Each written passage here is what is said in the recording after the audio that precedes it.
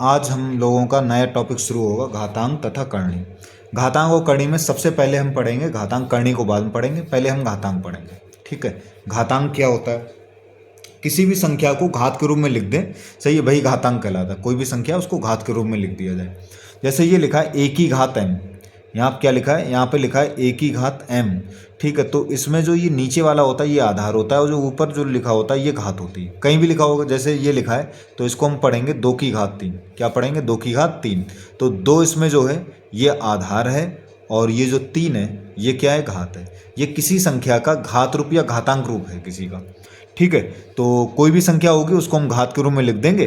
भाई हमारा क्या होता है? घातांक होता है। इसमें जो नीचे लिखा होता है वो आधार होता है, जो ऊपर लगी होती है वो घात होती है। जैसे मैं यहाँ पे लिख दूँ, यहाँ मैंने जैसे लिख दिया x की घात n, तो x जो है वो क्या है? आधार है, और n जो है वो क्या है? वो घात है, ठीक है। जैसे पहला क्वेश्चन लिखा है 32 को घातांक के रूप में लिखिए, तो हमें कुछ नहीं करना है। सबसे पहले 32 के छोटे छोटे गुणनखंड कर लो, ठीक है। छोटे छोटे गुणनखंड कर लेंगे तो 2 से 32 को भाग करेंगे, कितना आ गया? 16। फिर 16 को फिर से 2 से भाग करेंगे, कितना आ जाएगा? 8। फिर 8 को 2 से भाग करेंगे, 2 चौक 8।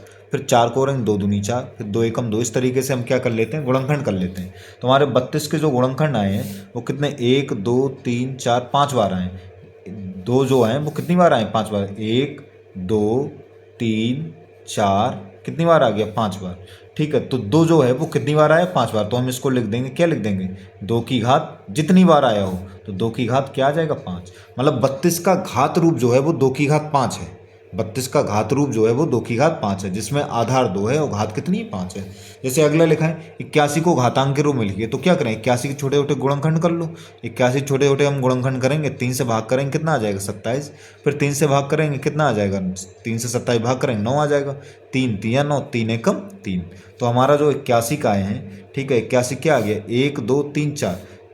3 जो है वो कितनी बार आए? 4 बार। 1 2 3 4 बार। तो इसका हम घात रूप क्या लिखेंगे? 3, आधार हो गया 3। 3 की घात कितना? 1 2 3 4 बार, तो 3 की घात 4। इसमें आधार 3 है और घात कितनी? 4। जैसे ये लिखा है 125 को घात के रूप में लिखिए, तो 125 के हम क्या करेंगे? छोटे छोटे गुणनखंड कर लेंगे। 5 से भाग करेंगे, 25 आ जाएगा। फिर 5 से भाग करेंगे, 5 पंजे 25। फिर 5 से भाग करेंगे तो 5 एकम 5 आ जाएगा, ठीक है। तो हमारा क्या आ जाएगा?